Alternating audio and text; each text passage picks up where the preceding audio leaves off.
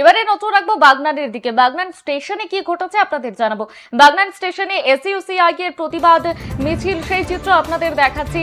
আমরা জানি জেলায় জেলায় ইতিমধ্যেই শুরু হয়ে গিয়েছে হকার উচ্ছেদ অভিযান এবং সেই মতে হকার উচ্ছেদের প্রতিবাদে এসইউসিআই এর বিক্ষোভ মিছিল, সেই চিত্র আপনাদের দেখাচ্ছি। জেলায় জেলায় ইতিমধ্যেই আমরা রণক্ষেত্রের পরিস্থিতি দেখতে পেয়েছি। এর আগে সকালবেলায় আপনাদের যাদবপুরের চিত্র দেখালাম, যাদবপুরে কিভাবে কি ঘটেছিল আপনাদের জানালাম।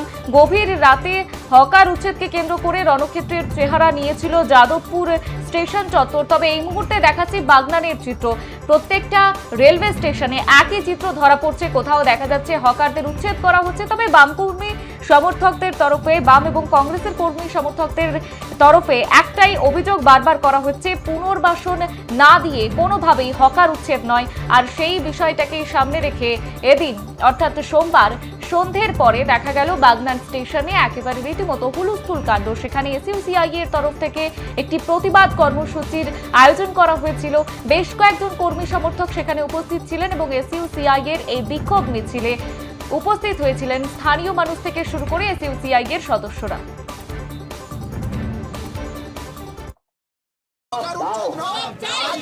রান্নার গ্যাস ৬৫০ টাকায় দেওয়ার প্রতিশ্রুতি রক্ষা না করে রান্নার গ্যাসের দাম ৩৯ টাকা বাড়লে কেন ডাবল ইঞ্জিন সরকার?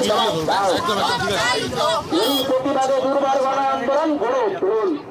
সরকারের কাছে দাবি হকারদের পুনর্বাসন করে তাদের হকার উচ্ছেদ করতে হবে। পুনর্বাসন ছাড়া পুনর্বাসন ছাড়া হকার ও দোকানদারদের উচ্ছেদ করা চলবে না।